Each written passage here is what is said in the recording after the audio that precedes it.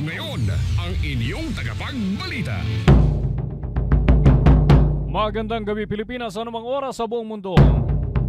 Narito ng Bomba Network News Evening Edition. Ngayon po ay Enero 30, huling Sabado ng buwan ng Enero taong 2016. Sa ulo ng ating mga balita, halos 4 na pisong rollback sa presyo ng liquefied petroleum gas ipapatupad sa darating na Lunes. Paano kalang batas na dagdag sahod ng government workers na mimiligro daw ma-veto rin ng Pangulo?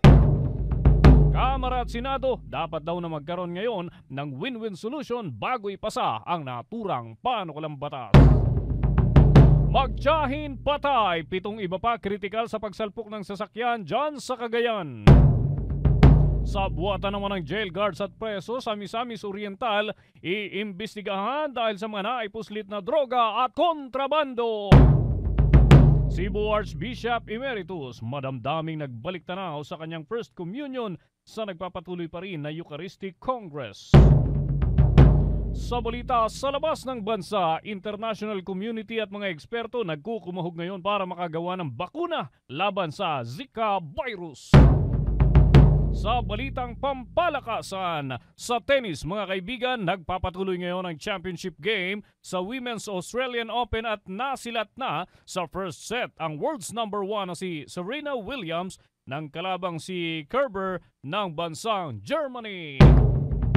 At dyan sa Mindanao, Bohol Sea ay lalanguin daw ng tinaguriang Pinoy Aquaman bukas. Sa showbiz balita, Danica Soto umaapila sa publiko na hindi dapat gawing big deal ang kanyang itatawag kay Pauline Luna. Vic Soto, habang buhay na pagsasama ang regalo daw sa kanyang may bahay. At live nationwide via satellite, napapanood rin sa pamamagitan ng live video streaming sa www.bomboradio.com/video. Ako ang inyong anchorman si Bombo Dennis Hamito at ngayon sa mga balita.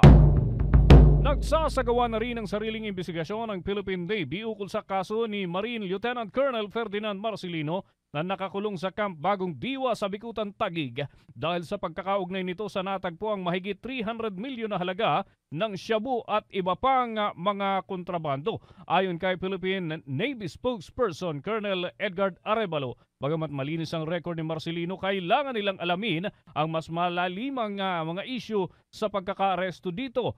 Nais naman ng Philippine Navy na mapunta sa kanila ang kustodiya ng naarestong military officer dahil sa pangambang malagay sa panganib ang buhay nito.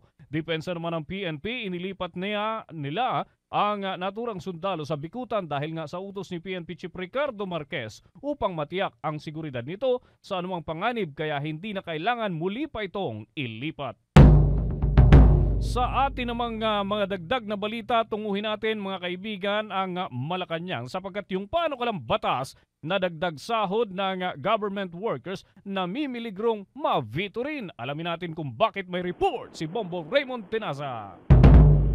Umaapela ang Malacanang sa Kamara at Senado na magkaroon ng tinatawag na win-win solution sa nangyaring deadlock sa Bicameral Conference Committee sa panukalang Salary Standardization Law 4 para sa pagtaas sa sahod ng mga manggagawa sa gobyerno.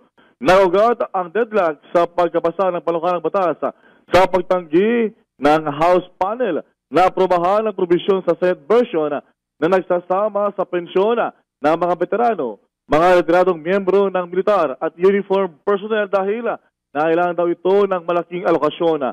Sinabi ni Undersecretary Manolo Quezon III, dapat hindi mantala o matenga ang inaabangang dagdag sahod ng mga government workers. Ayon pa kay Quezon, hinihigat nila ang dalawang kapulungan ng Kongreso na huwag lamang isipin ang kapakanan ng mga kawani ng pamahalaan, kundi isaalang-alang din ang implikasyon ng mga pondong inalaan at tiyak daw na babalikatin ng dating na henerasyon. Maging Malacanang ay malamig sa bersyon ng Senado dahil mabigat daw ang pondong kakailanganin kung saan ang pensyon ang mga retiradong uniform personnel ay ibabatay sa kasalukuyan imbes na sa nagdaang sahod. Kaya umaasa ang Malacanang na talakayan ito ng Kongreso sa masinsinang paraan at magkaroon ng katanggap at reasonableng bersyon ng panukalang batas upang maiwasan ang aberya gaya ng posibleng pag-veto ng Pangulong Aquino tulad ng ginawa sa SS Pension Bill.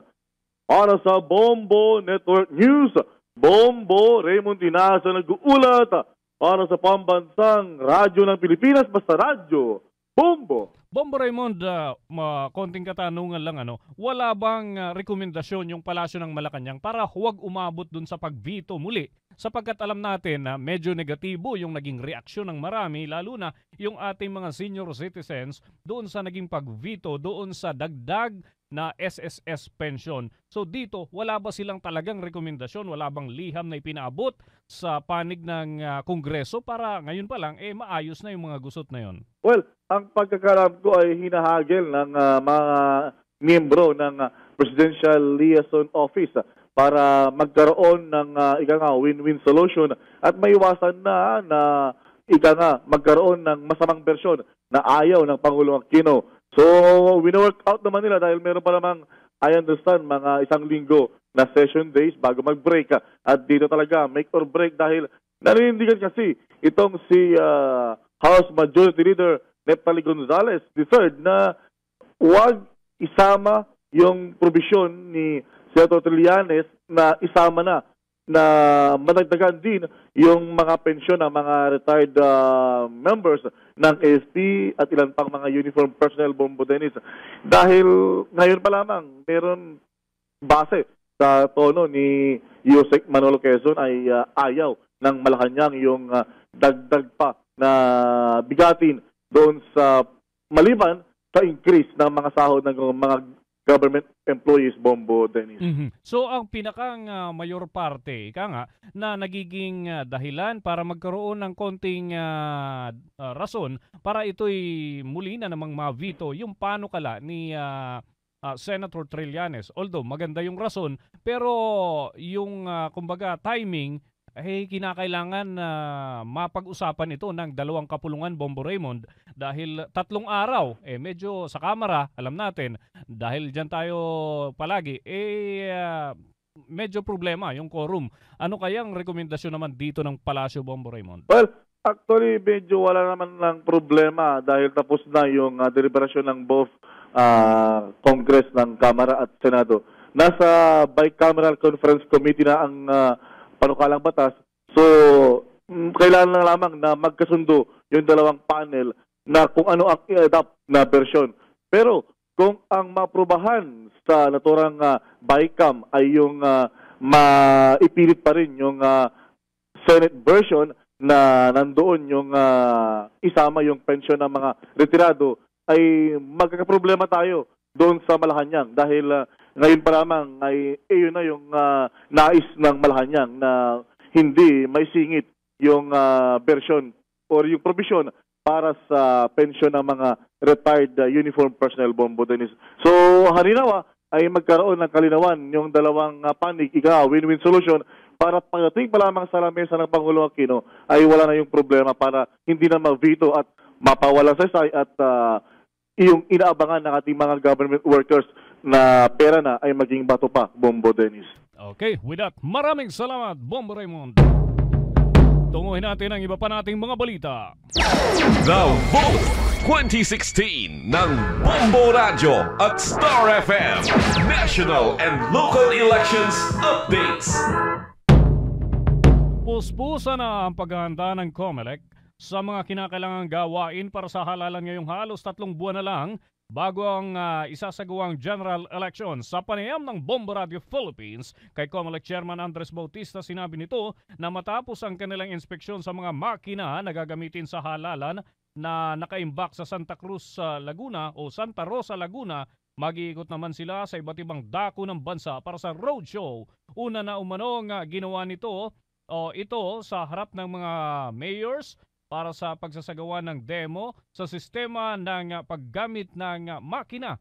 Ayon kay Bautista, ang susunod naman nilang gagawin ay ang roadshow para ipakita sa mga guro na magsisilbi sa halalan bilang Board of Election Inspectors. Layunin nito na maging pamilyar ang naturang mga guro sa mga kagamitan ng nasabing makina. Kaugnay niyan, pakinggan natin ang bahagi ng pahayag ni COMELEC Chairman Bautista sa panayam ng Bombo Radio Philippines. Patuloy ang aming paghahanda, no? Kumbaga kahapon nga binisita namin yung warehouse sa Santa Rosa, Laguna at ipinakita rin namin yung gagamitin nating makina sa League of City Mayors sa buong bansa, no? At patuloy din yung ating pagro-roadshow nga ng mga makinang ito para kumbaga makilala siya ng taong bayan, makilala siya ng ating mga teacher at syempre ng ating mga botante. Samantala, nakatakda namang maglabas ang Commission on Elections ng Implementing Rules and Regulations para sa mga kandidato lalo na't magsisimula na ang panahon ng kampanya. Sinabi sa Bombo Radio ni COMELEC Chairman Andres Bautista ang kanilang ilalabas na panuntunan ay bilang paalala sa mga kandidato. Ito ay nakabatay sa Fair Elections Act kung saan nakapaloob ang mga patakaran ng dapat sundin ng mga politiko. Ang pahayag ni Bautista dahil na rin sa pagsisimula ng campaign period para sa mga presidentiables hanggang sa party list sa Pebrero 9. Para naman sa mga local positions, magsisimula ang kampanya sa Marso 25 o 45 araw bago ang takdang halalan sa Mayo 9 ng taong kasalukuyan. Narito ang patuloy na pahayag ni COMELEC Chairman Bautista sa panayam pa rin ng Bombo Radio Philippines. Kung darating na Pebrero 9 naman ang simula ng campaign period para sa mga national officials, no? So sa ating mga tumatakbo bilang Pangulo, Pangalawang Pangulo, Senador at party list. Yun naman pong campaign period para sa local officials ay magsisimula 45 days before the elections or itong March 25, 2016. At ayan, meron pong mga alintuntuning dapat sundin ang ating mga kandidato, lalong-lalo na po yung tinatawag nating Fair Elections Act. At dito po ay meron pong ipapublish na implementing rules and regulations ang COMELEC para po alam ng mga kandidato kung ano po ang mga alintuntunin dito.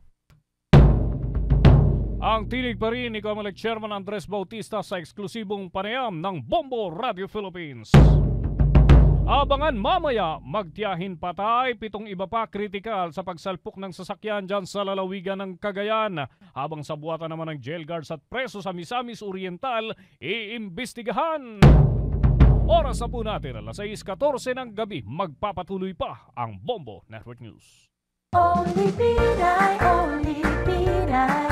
kanino di ginhawa ang buhay? Only Pinay, sinong nagpapaaral sa mahirap? Sinong nagpapagamot sa walang pambayad? Sino ang may nagawa na? Sinong may magagawa pa? Only Pinay, only Pinay, sino pa ba? Only Pinay. This is a paid advertisement. At ngayon, narito na ang iba pang mga pangunahing balita. Bombo Police Reports! Bombo Police Reports! Magtiyahin po, patay! 7 iba pa kritikal sa pagsalpok ng sasakyan dyan sa Cagayan. Maki-update tayo sa Bombo Radio Tugigaraw. 2 katao ang patay habang kritikal ang 7 iba pa matapos aksidenteng nabunggod ng sinasakyang Isuzu pickup ang isang puno kaninang umaga sa bayan ng Lalo, Cagayan. Dead on arrival sa pagamutan ang driver na si Ferdinand Simbra, 45 anyos at ang lolang katabi nito na si Elisa Simbra, 80 anyos. Kritikal naman ang 7 iba pa kasama ang 4 na mga menor de edad na pawang mga residente sa barangay Centro 10 dito sa lungsod ng Tugigaraw. Batay sa investigasyon ng Lalo Police Station, papunta sana sa bayan ng Alakapan ang mga biktima para magapatingin sa albularyo. Bigla na lamang umanong nawala ng kontrol sa manibela ang driver ng pick-up nang mag-overtake ito sa sinusundang motorsiklo at sumalpok sa isang puno ng abukado sa barangay Alagya. Sa ngayon ay kasalukuyang nilalapatan ng lunas sa Cagayan Valley Medical Center dito sa lungsod ng Tugigaraw ang mga sakay ng pick-up na nagtamo ng mga sugat sa iba't ibang bahagi ng kanilang katawan. Yan ang balita mula dito sa Bombo Radio Tugigaraw para sa Bombo Network News. Ako si Bombo Marvin Kangkang nagulat para sa Pambansang Radyo ng Pilipinas, Basta Radyo Bombo! Lipat naman tayo sa Hilagang Mindanao sapagkat yung sabuatan ng jail guards at preso sa Misamis Oriental iimbestigahan dahil sa mga naipuslit na droga at kontrabando. Update naman tayo sa Bombo Radio Cagayan de Oro. Diskumpiyado ang Committee on Police, Fire and Public Safety sa konseho nitong syudad sa naging kapabayaan ng mga tauhan ng Lumbia City Jail kaugnay sa nangyaring resulta sa surprise inspection ng Bureau of Jail Management and Penology sa kanilang pasilidad. Ngayong Lunes, bubusisihin ng konseho sa pangunguna ni Chairman Ramon Tabor ang nangyaring lapses ng mga jail guards makaraang na-recover ang mga USB flash drives, sigarilyo, cellphones, improvised weapons gaya ng mga patalim at ice pick, mga shabu at ecstasy drugs at maging mga drug paraphernalia sa loob ng kanilang kulungan. Dahil dito, nagdududa si Kagawad Tabor sa posibleng sabuatan ng mga jail guards at ng mga preso dahil sa natuklasang pagtutulak ng mga ipinagbabawal na gamot sa loob ng jail facility. Hinamon ngayon ng konsehal ang mga tauhan ng Lumbia City Jail na maglabas ng kanilang mga rekomendasyon upang mabilis na masolusyonan ang talamak na iligal na gawain ng mga preso. Yan ang ulat ng Bombo Radio Cagayan de Oro. Bombo and Kileste para sa Pambansang Radyo ng Pilipinas, Basta Radio, Bombo! Pinasalamatan ng Malacanang ang Senado sa hakbangin ito na tapusin na ang pagdinig ng komite sa Mama Sapano Encounter at hindi na baguhin pa ang naunang committee report dahil walang bagong ebidensyang naiharap. Sinabi ni Presidential Communications Development Strategic Planning Officer Undersecretary Manolo Quezon III, nagagalak sila dahil malinaw na at napatunayang misinformed ang Pangulong Aquino ng mga taong inaasahang magbibigay sana ng sapat at kumpletong impormasyon habang ang nagharap ng plano sa operasyon ay siyang hindi sumunod sa napagplanuhan. Ayon kay Quezon, naniniwala din sila na wala nang natitirang katanungan at magpapatuloy na ang healing process kung saan walang politiko na dapat na makialam. Ikinalungkot lang daw ng Malacanang na ang field grade officer na nanguna sa Mama Sapano operation ay hindi sumunod sa lawful and logistical order mula kay Pangulong Aquino at pinahirap pa ang sitwasyon sa pagbabawas daw ng puwersang sangkot doon. Sa nasabing committee report ni Senator Grace po, ang Pangulong Aquino ay may pananagutan daw sa insidente dahil sa pagiging commander-in-chief at sang-ayon ito sa prinsipyo ng command responsibility. Tunguhin naman natin mga kaibigan, balikan natin dyan sa Mindanao. Halos 1,000 flying boaters tatanggalin daw sa listahan ng local COMELEC office sa South Cotabato. May report ang Bombo Radio Coronadal. Halos 1,000 flying voters na hinakot umano mula sa mga bayan ng Barangay Kusan, Banga at Barangay Dahay sa Surala ang nakatakdang tatanggalin sa listahan ng COMELEC sa bayan ng Santo Niño, South Cotabato. Ayon sa desisyon ng Municipal Trial Court ng nasabing bayan, mayroong basihan ng petisyon na isinampa ni board member at mayoralty candidate Arvin Luntaw laban sa ilang mga nagparehistro sa Barangay Teresita, Santo Niño. Kaugnay nito ay sinabi ni South Cotabato Election Supervisor Attorney J. Herada na sa susunod na linggo nakatakdang tatanggalin sa listahan ng COMELEC ang mga pangalan ng flying voters dahil napadalhan na ng kopya ang COMELEC Central Office sa naging desisyon ng korte. Dahil dito ay hindi na makakaboto sa nasabing barangay sa darating na halalan ang mga pangalan ng nalakip sa petisyon. Yan ang ulat mula dito sa Bombo Radio Coronadal para sa Bombo Network News. Bombo April Estocado Cercado para sa Pambansang Radyo ng Pilipinas, Basta Radio. Bombo! Lipat naman tayo mga kaibigan. Diyan balikan natin ang Cagayan de Oro sapagkat may nangyari ho doon na panununog ng heavy equipments at sinasabing nangyari daw yan kagagawan ng New People's Army. May report ang Bombo Radio Cagayan de Oro. Nagpapatuloy ngayon ang ginawang investigasyon ng pulisya ukol sa panibagong panununog ng pinaniwalaang rebeling MPA sa heavy equipment ng Pineapple Company sa Barangay Jess, Malaybalay City, Bukidnon. Sa panayam ng Bombo Radio, inihayag ni Provincial Police Office Director Senior Superintendent Rinaldo Pidulia na unang sinunog ng armadong kalalakihan ang dalawang bulldozers ng Vic Abunasak sa nasabing lalawigan. Sinabi ni Pidulia na isa pang boom spray truck ang hindi rin pinaligtas ng armadong grupo kung saan sinunog nila ito sa Sitio Hagwaon, Barangay Lagitas, Malaybalay City. Sa ngayon, tikumpa ang bibig ng kumpanyang Del Monte Philippines Incorporated ukol sa nangyaring krimen. Nagpapatuloy rin ang pakikipag-ugnayan ng pulisya sa militar upang maaresto ang matumakas na rebelde. Bombo Junil Ukat para sa Pambansang Radyo ng Pilipinas, Basta Radio, Bombo! Sa bahagi naman ng Pangasinan, agad binawian ng buhay ang isang lalaki habang sugatan ng 6 na iba pa na kanyang kapitbahay matapos ang pag-aamok at pamamaril ng isang jail officer sa lungsod ng Urdaneta. Batay sa impormasyon nakalap ng Bombo Radio Dagupan, agad na binawian ng buhay si Rolando Norberto na residente ng nasabing lugar at ang naturang suspect naman ay kinilalang si J01 Roderick Escat, isang BJMP personnel na residente rin ng katabing lugar nito. Maliban sa nasawing biktima na sugatan din sa krimen, ang 6 na iba pa. Sinasabing ang dating alitan daw ng suspect at ng biktima ang motibo sa krimen. Tunguhin natin ang lungsod ng Baguio sapagkat magbubukas na muli ang 21st Panagbanga Festival at all set na rin ang mga paghahanda roon. Maki-update tayo sa Bombo Radio Baguio.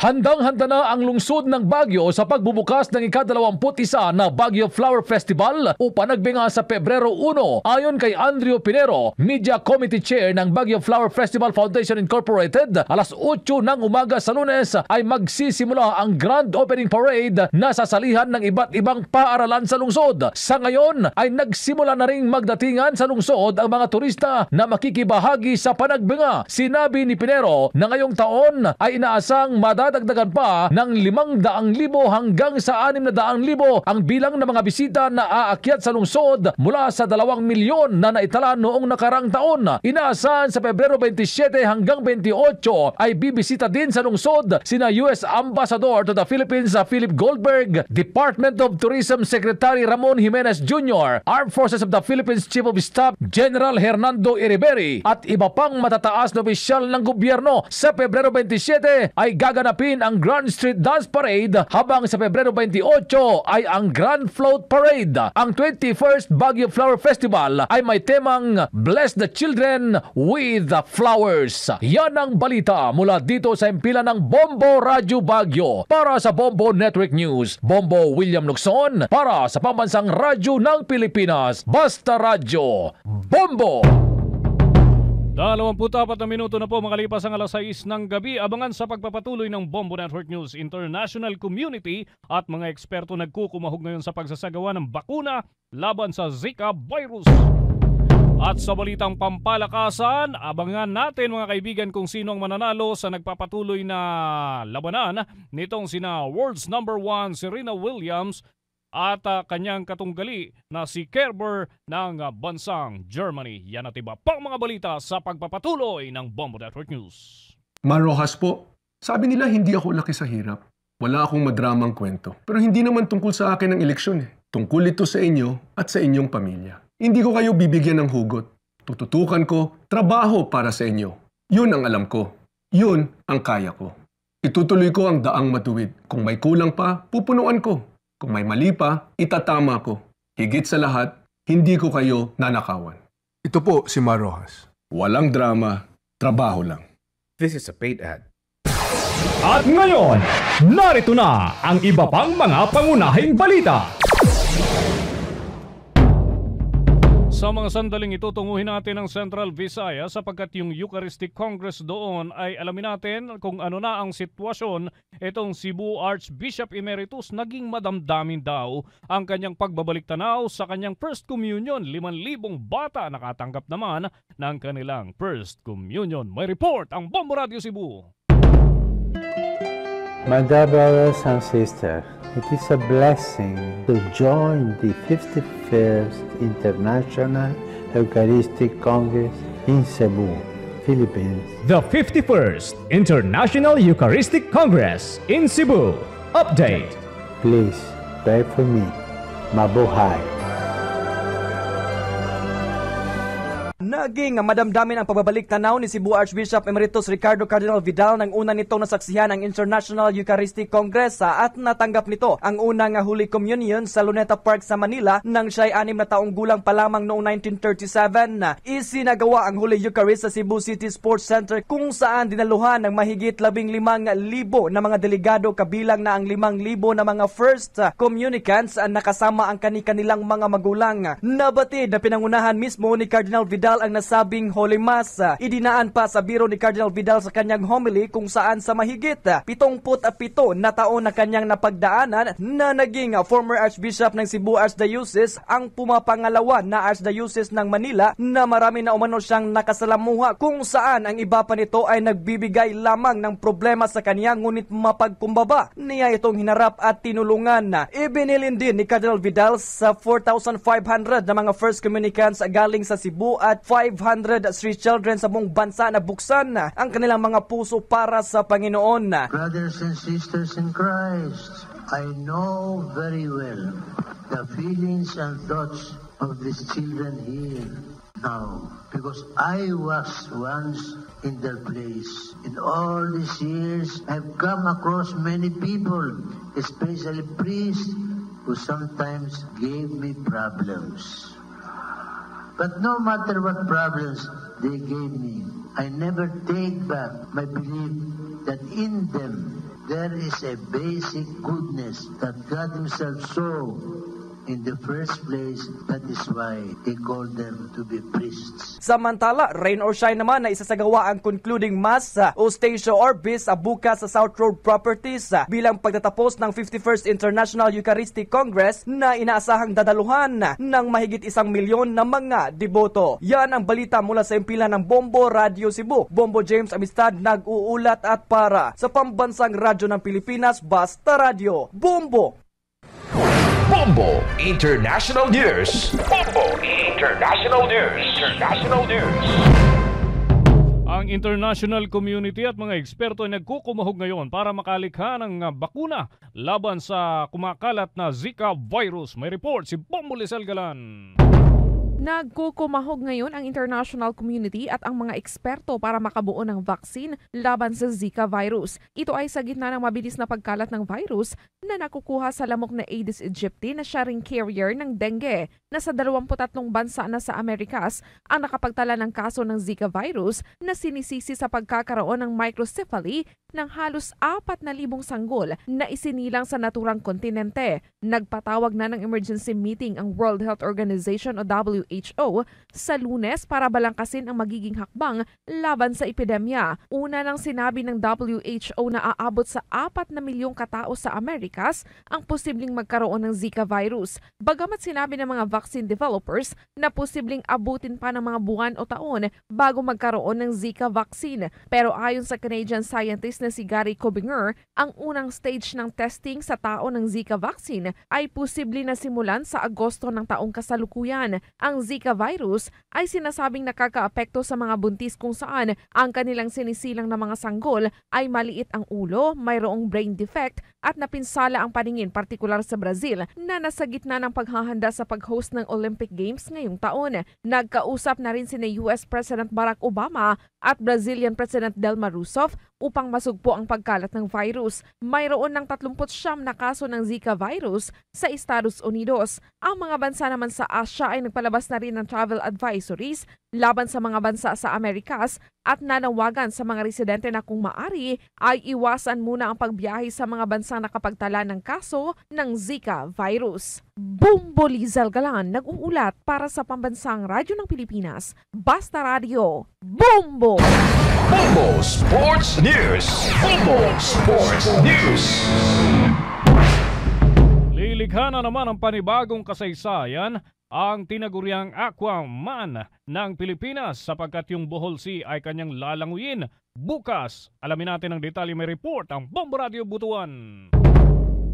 Susubukan bukas, araw na linggo, ni triathlete Loyo Injimar Macarine ang isa na namang first swimming history sa pamamagitan ng paglangoy ng 14 kilometrong Bohol Sea mula sa Pamilacan Island na parte pa sa bayan ng Baclayon hanggang sa Baclayon proper sa Bohol. Kampante ang 39 anyos na abogado na kanyang maabot ang layuning magiging unang taong tatawid sa nasabing channel na sikat sa dolphin at whale watching. Positibo ang Surigao na si Macarine na makukumpleto niya ang kanyang planong 19th open water swim at pangalawang swimming marathon ngayong taon. Matatandaan nitong Enero 17, matagumpay niyang nalangoy ang Sumilom Island sa Barangay Lipata hanggang sa Barangay Punta Bilar ng Surigao City na may layong 11 kilometro. Nitong Enero 1 din ngayong taon ay pumapangatlo siya sa taonang Man of the Year Award na inilunsad ng World Open Water Swimming Association at kanya ring natanggap ang Hero of the Year Award mula sa Worldwide Fund for Nature. Mula rito sa Bombo Radio Butuan, para sa Bombo Network News, ito po si Bombo Lilibeth Ruiz nag-uulat para sa Pambansang Radyo ng Pilipinas, Basta Radyo. Bombo! Dagdagan pa natin mga kaibigan ng balitang pampalakasan. Nagpapatuloy ngayon ang maigting na laro sa pagitan ng world's number 1 na si Serena Williams at Angelique Kerber sa championship ng Women's Australian Open Finals. Una nang nasilat ang American superstar sa first set ng seeded number 7 na si Kerber sa score na 4-6.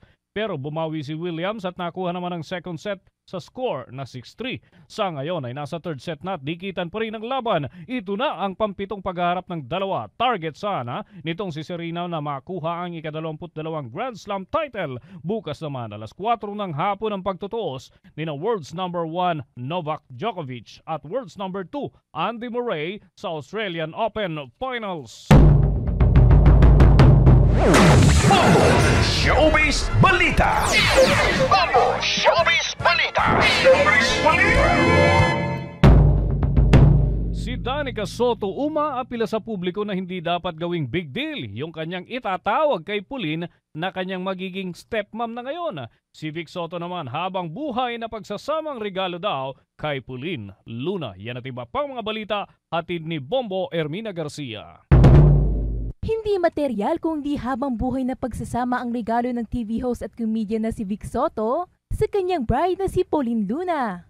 Ito ang mismo naging pahayag ng aktor bago ang nagpapatuloy na pag-iisang dibdib nilang dalawa sa St. James the Great Parish Church sa Ayala, Alabang. Suot ng aktres ang kanyang classic at elegant bridal gown na ginawa ng internationally renowned Pinoy designer na si Francis Libiran. Una rito ay naging emosyonal si Pauline bago ang kasal nila ng 61-year-old actor at nakaramdam ng separation anxiety sa paghiwalay sa kanyang mga magulang at kapatid upang makapaglipat sa bagong gawang bahay nila ni Vic sa Laguna. Sa panig naman ni Vic ay kaninang umaga lang daw nag-sink in sa kanya na ngayong araw na ang kanyang kasal kahit subukan man daw niyang hindi isipin o deadmahin. Bago umantong sa kasalan na inabot ng halos 5 taon ang relasyon ng celebrity couple. Matapos naman ang kasal ay panandalian muna magpapahinga ang newlywed couple upang makapag-honeymoon sa Maldives.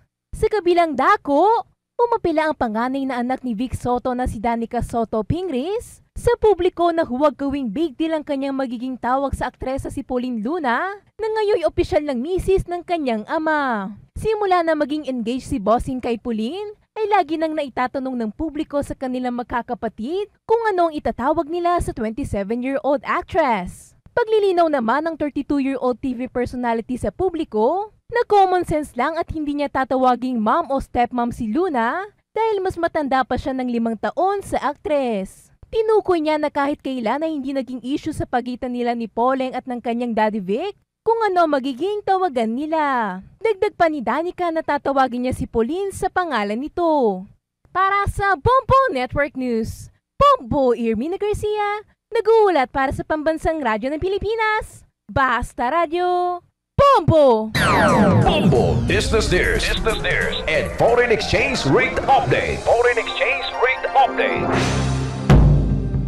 Magpapatupad na rin ang big-time rollback sa halaga ng liquefied petroleum gas o LPG ang ilang kumpanya kasunod ng serye ng oil price reduction. Aabot ng 3 hanggang 4 na piso kada kilo ang magiging bawas sa presyo ng LPG o katumbasuyan ng 44 na piso para sa 11 kilogram regular tank ito na ang pinakamalaking rollback sa LPG ngayong taon. Epektibo ito simula sa darating na araw ng Lunes. Kabilang sa nag-abiso na ng rollback ang Easy Gas ng Eastern Petroleum at Gasol ng kumpanyang Petron. Inaasahang magsusunuran na rin ang iba pang kumpanya. Ang pagbaba ng LPG contract price sa world market ang sinasabing rason ng big-time price reduction. Samantala, manufacturers hihingi ng panahon para daw sa posibleng rollback naman ng basic commodities. May report ang Bombo Radio, Ligaspi. Humingi pa ng panahon ng mga negosyante at mga manufacturer para pag-aralan ng panawagan ng Department of Trade and Industry o DTI na magkaroon ng pagbaba sa mga presyo ng mga pangunahing bilihin lalo na sa mga suggested retail price o SRP. Ito'y kasunod ng unang naging pahayag ng Department of Energy na nagkaroon na ng signifikanteng pagbaba sa presyo ng produktong petrolyo simula ng taong 2014 hanggang sa taong ito na dapat naman na ipasa na rin sa mga member consumer. Sa panayam ng Bombo Radio Ligaspi kay DTI spokesperson Jocelyn Verango, sinabi nito na sa isinagawang National Price Coordinating Council meeting nitong linggo, nagdadalawang isip pa ang mga manufacturer na magpababa ng mga SRP ng mga produkto dahil sa wala pang nakikitang paggalaw sa transportation cost. Ayon sa opisyal, pag-aaralan pa at i-compute ang posibleng ibawas sa kalima na mapagkasunduan ng mga negosyante na magpababa na ng presyo sa mga bilihin. Dumalo sa nasabing meeting ang sekretaryo ng mga concerned agencies at mga presidente mula sa iba't ibang organisasyon at manufacturers. Sa kabilang dako, pinabulaanan naman ni Birango na may nakaambang pagtaas ng mga bilihin. Kasunod ito ng report mula sa Bangko Sentral ng Pilipinas na posibleng tumaas ang presyo ng mga produkto dahil sa nagdaang bagyo noong nakaraang taon at sa posibleng epekto ng El Nino phenomenon kung saan tinatayang aabot sa 2.4% ang inflation rate ngayong taon. Sa paliwanag ni Birango, wala pang anumang abiso o proposal sa kanilang opisina sa mga nagnanais na magpataas ng presyo ng mga bilihin.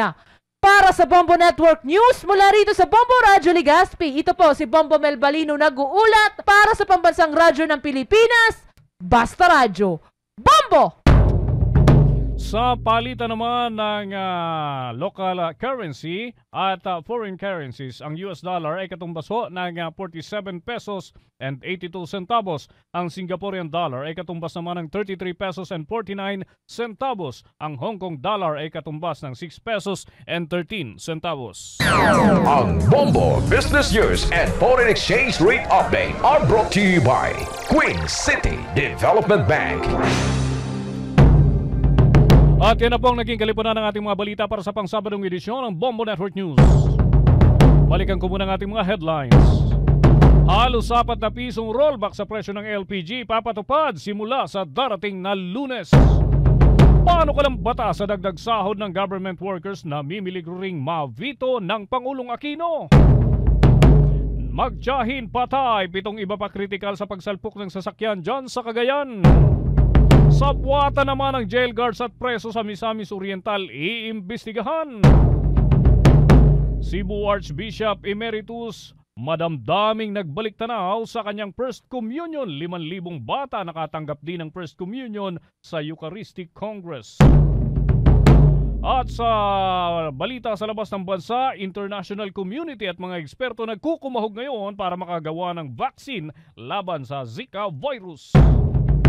Sa balitang pampalakasan sa tennis, mga kaibigan, nagpapatuloy pa rin itong championship game sa Worlds o sa Women's Australian Open at nasilat na nga sa first set ang world's number 1 na si Serena Williams ng kalabang si Kerber ng Germany, pero si Williams bumawi sa second set. At sa showbiz balita, Danica Soto umaapila sa publiko na hindi dapat gawing big deal ang kanyang itatawag kay Pauline ngayong magiging stepmom niya ang nasabing aktres na mas bata pa sa kanya. Para sa karagdagang mga balita at impormasyon, maaari po ninyong buksan ang Bombo Radio official website sa www.bomboradio.com. At tutukan ang mga videos, exclusive videos at reports ang Bombo Radio Philippines mula sa Bombo Network News Morning Edition alas 7 ng umaga, alas 12 ng tanghali at alas 6 ng gabi, Lunes hanggang Sabado. Maaari din po ninyo kaming sundan sa Twitter at Bombo Radio News o i-like ang aming Facebook account, facebook.com/Bombo Radio Philippines. at live nationwide via satellite. Ako, ang inyong anchorman si Bombo Dennis Hamito para sa Pambansang Radyo ng Pilipinas. Basta Radio, Bombo!